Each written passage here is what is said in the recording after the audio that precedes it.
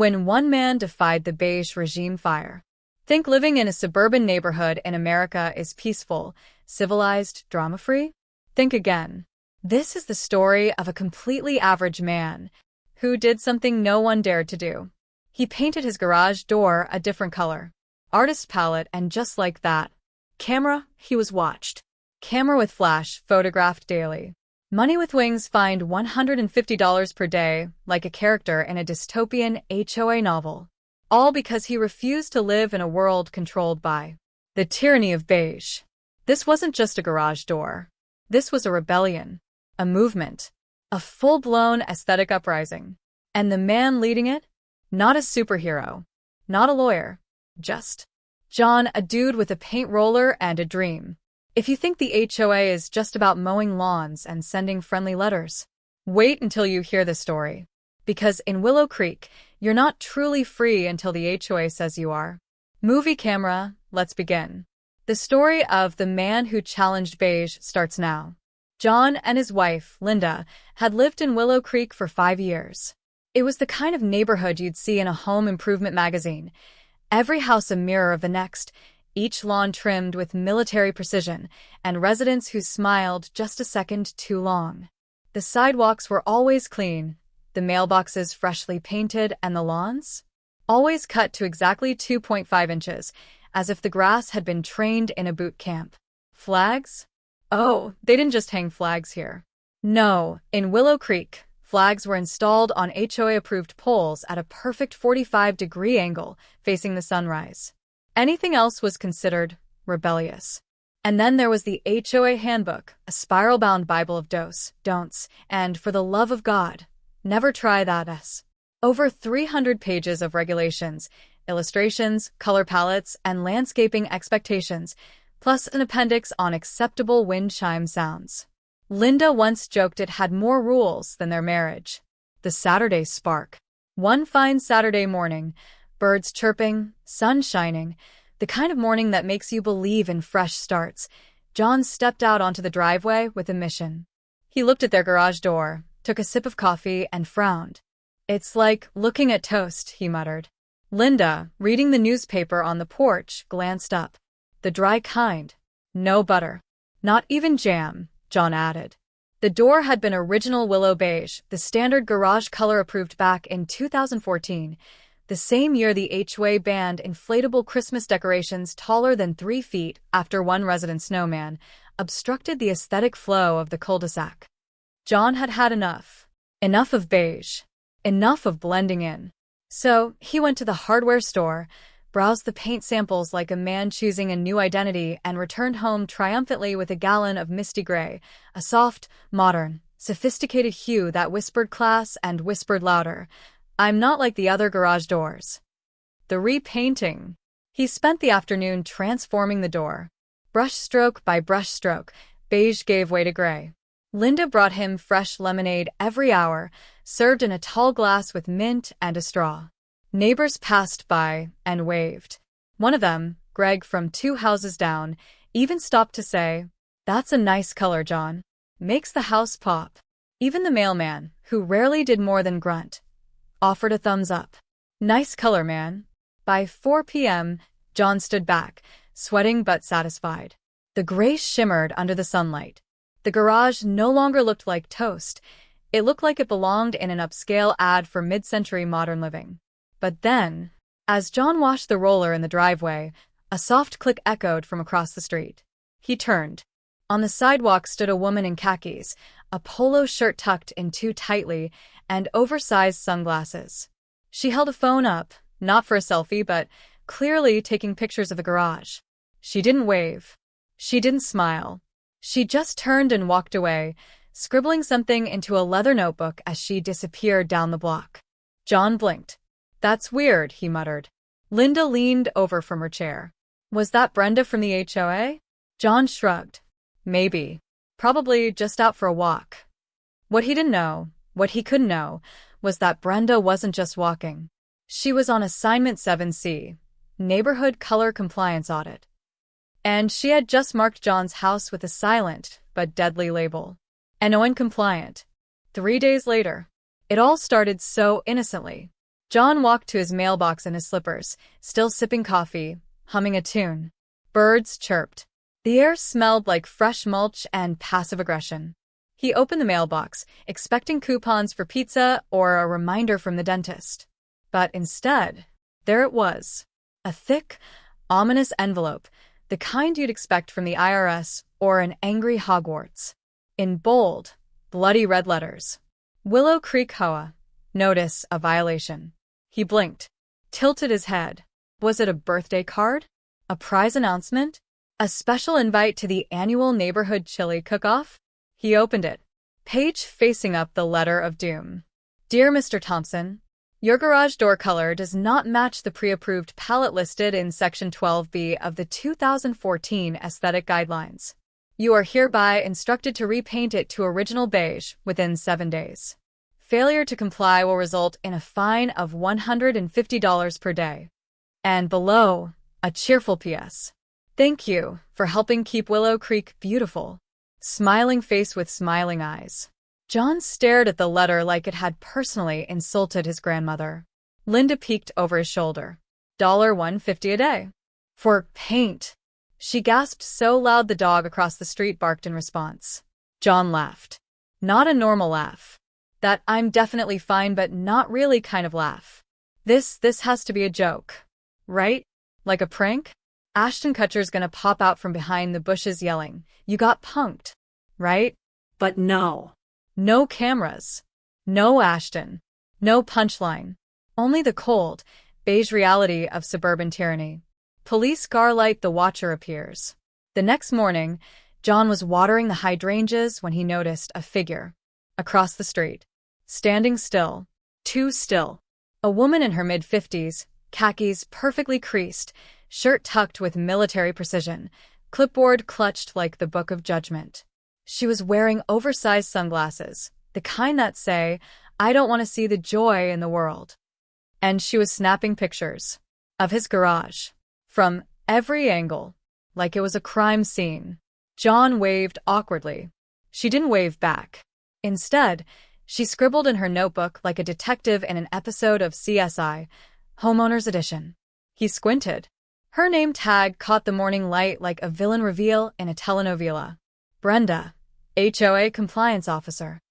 Linda peered behind him with her coffee and muttered, "Oh God, Brenda's on the prowl." Brain internal monologue.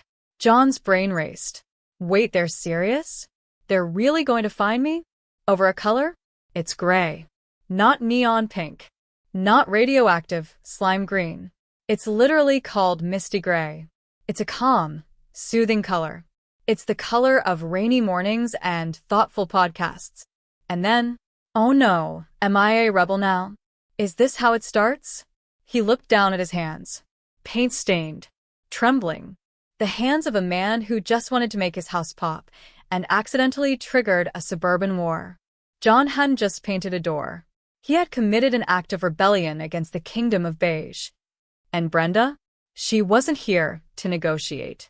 She was here to restore order. Word spreads like wildfire in Willow Creek. No one knows exactly who said it first, but within hours of the now infamous Brenda garage photo incident, the entire neighborhood had heard the news. Mrs. Susan, the sweet elderly neighbor with a PhD in curtain peeking, leaned over the fence and whispered to Linda, "My garage door is gray too, you know. Been like that for 2 years." They never said a word. Then, in a hushed, conspiratorial tone, "I think they're just jealous. John's house looks too good." Across the street, old man Tom, retired vet, permanent beer-in-hand guy, and self-appointed HOA critic, chuckled into his lawn chair. "Told ya. The HOA can't handle difference. One splash of personality, and they panic. Their entire power structure depends on beige conformity." Mobile phone meanwhile, the neighborhood group chat explodes. HOAs lost their damn mind. They fined the Johnsons last year for planting tulips, not on the approved spring floral list. Remember when they ticketed the McCarthys for a Halloween pumpkin that looked too aggressive? And then Martha, the HOA's unspoken gossip queen, drops a photo of John's garage with a caption. "The hero Willow Creek didn't know we needed. Not a cape. Just a paint roller and a dream."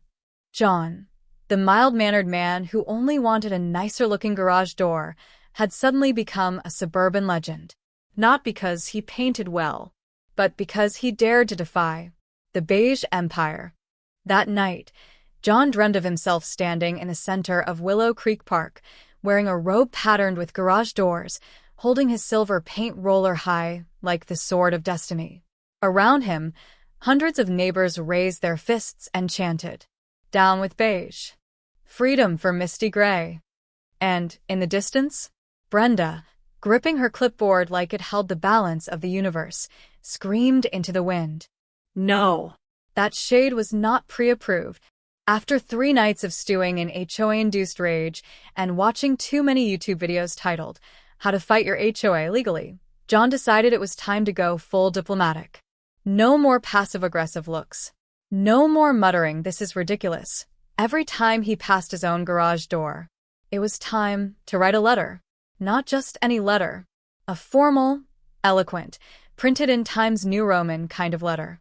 The kind of letter that says, "I am a man of reason, but also a man on the edge." Fountain pen composing the masterpiece. John sat at the dining table with a mug of decaf, furrowed brow, and an open laptop. Linda, supportive as always, brought him a cinnamon bun and whispered, "Make it sound smart. Like lawyer-level smart." He nodded. He wrote, deleted, rewrote, consulted ChatGPT, deleted that too. After 2 hours and 1 mild sugar crash from the bun, the final draft was done. To the esteemed board of the Willow Creek Homeowners Association, as a proud resident of this community for over 5 years, I take great pride in maintaining both the appearance and spirit of my home. The newly painted garage door, Misty Gray, is a tasteful, modern color that reflects contemporary design trends and complements the existing architectural style of the property. Furthermore, it has received nothing but positive feedback from neighbors, guests, and even the mailman, who referred to it as, and I quote, "a real step up."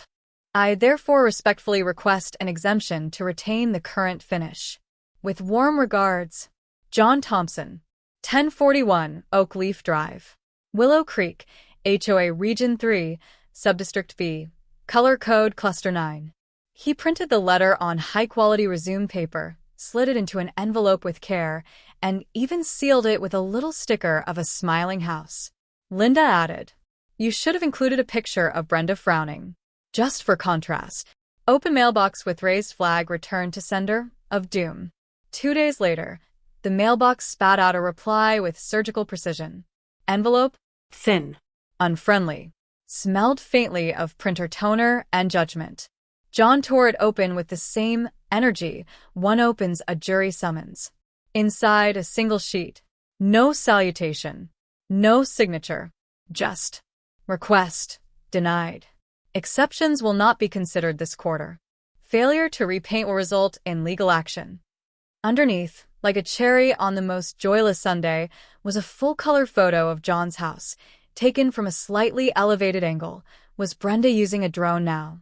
Stamped across the photo in bold red letters. Non-compliant. John held the photo up to the light.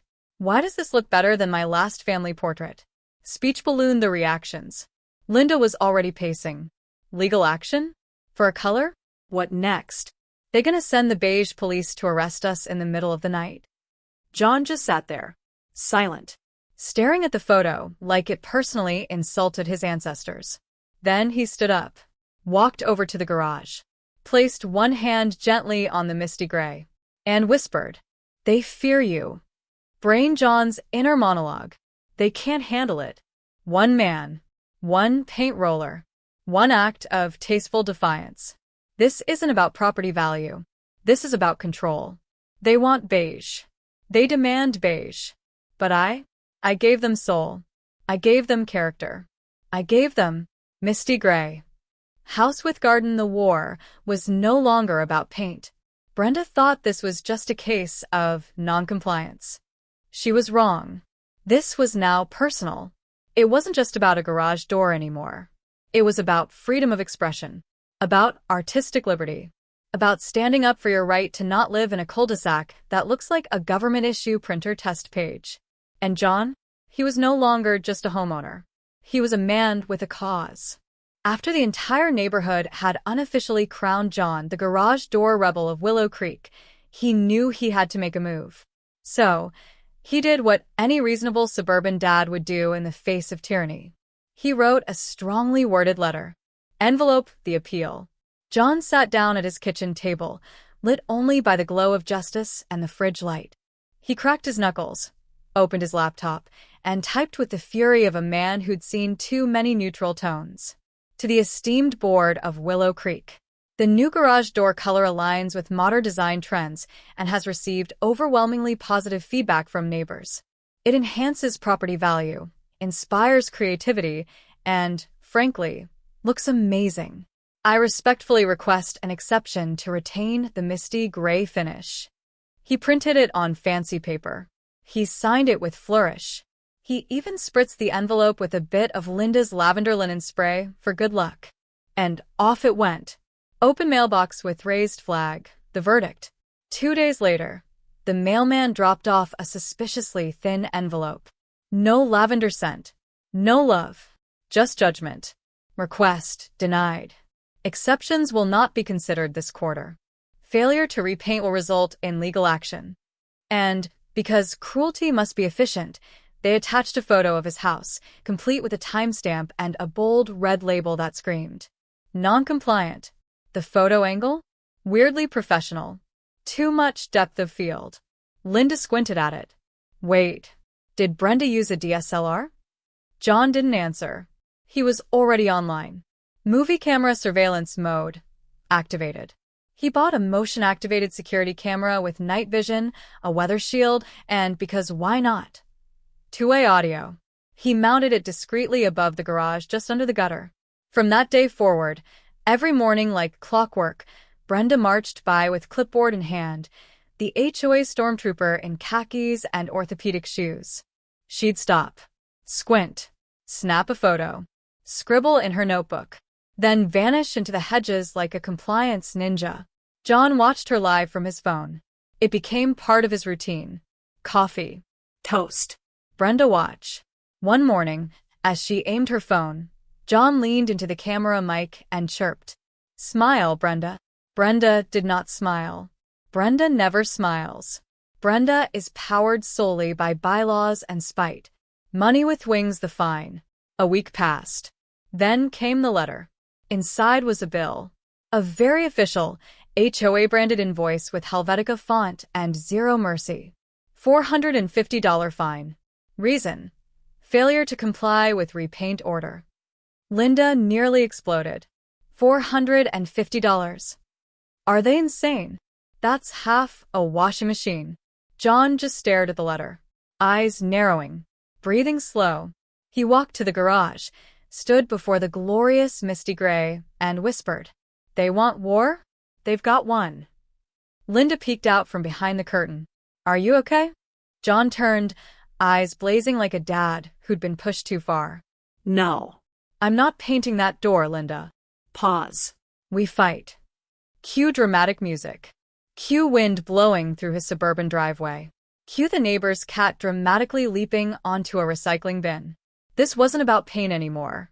This was about freedom. This was about dignity. This was about stopping Brenda. And John? He was just getting started.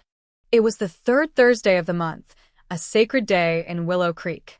Town hall night. An evening where democracy met passive aggression, where folding chairs met cookies, and where Brenda reigned. Classical building, the setting. Inside the Willow Creek Community Center, beige walls met beige curtains. The air smelled faintly of carpet cleaner and sugar-free brownies.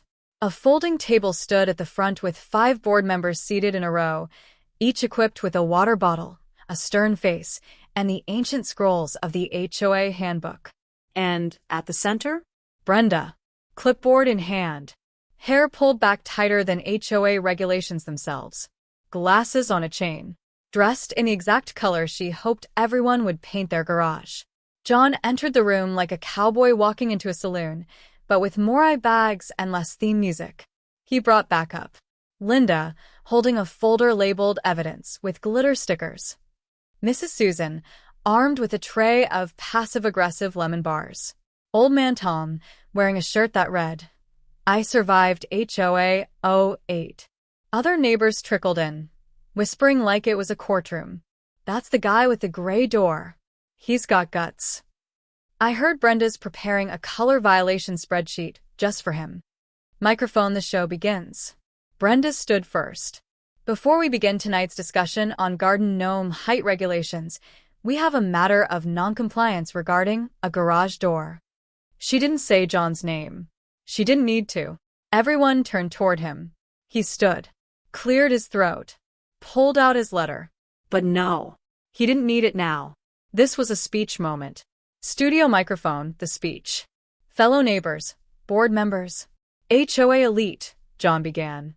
"I moved here 5 years ago because I loved the peace, the trees, and the fact that nobody had inflatable flamingos." Light chuckle from row 3. "But something's happened. A darkness has fallen over this land. A colorless darkness. One that says, beige is the only way. And I say no. No to fear. No to boring garage doors. And no to arbitrary color codes written in 2014 when people still used BlackBerry phones. My door isn't loud. It doesn't blink. It doesn't violate the sacred geometry of this HOA. It is calm, dignified, Misty freaking Gray." A gasp. Maybe from Brenda. Maybe from someone who just bit into a lemon bar too hard. Neighbors have complimented it. Strangers have admired it. A crow literally landed on it and nodded in approval.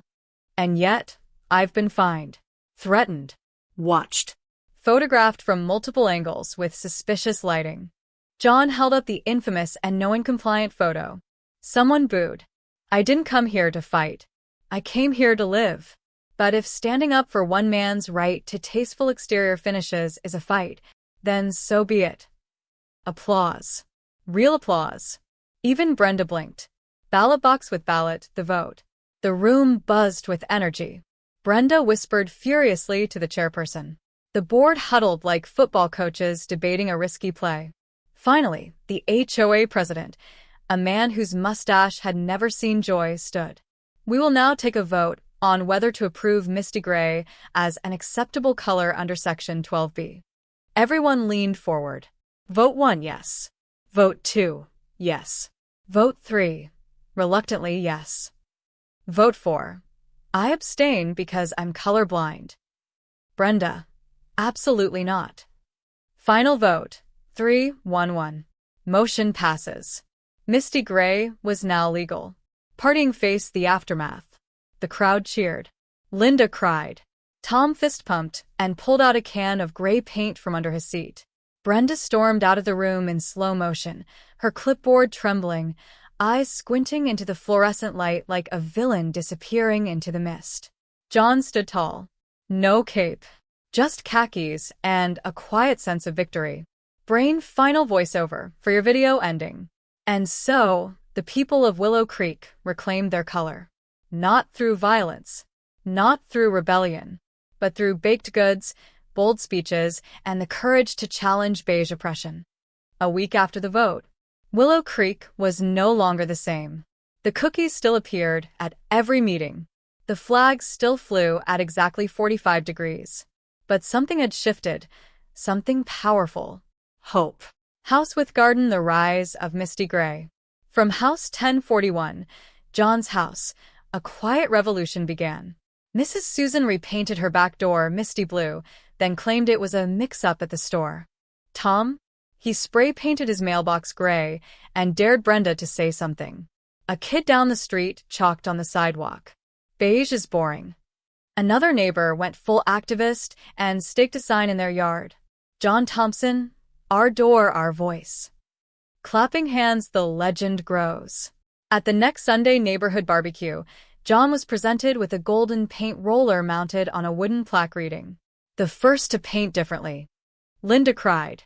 Tom cracked open a cold one. Brenda did not attend the barbecue, but security footage later showed her browsing Pinterest for gray mailbox inspiration. Newspaper The Media takes notice. The local newsletter ran a full-page feature. The man who defied the HOA and won. One quote stood out. John Thompson, an ordinary resident of Willow Creek, sparked a color revolution. When the HOA made rules, he made a speech. When they fined him, he installed cameras. When they called him non-compliant, he became iconic. Graduation cap, a legend is born. Kids in the neighborhood started playing a new game. HOA versus John. The one playing John would just yell, "I'm not painting it beige," and then run around with a plastic paint roller, screaming in joy. Speech balloon. Final thoughts from John for voiceover ending. John sat on his porch, sipping coffee, staring at the now famous Misty Gray garage door, still as proud as the day it was painted. "I never meant to be a symbol. I just thought the beige made my house look like old toast. But if saying no to boring rules helps someone else feel free, then yeah, I'd do it all over again." He took another sip of coffee. Slow motion shot. Soft music rises. A single crow swoops down and gracefully lands on the garage door. Headphone. Final voiceover. Sometimes, all it takes to change a community is one man, one paint roller, and a garage door that refuses to be beige.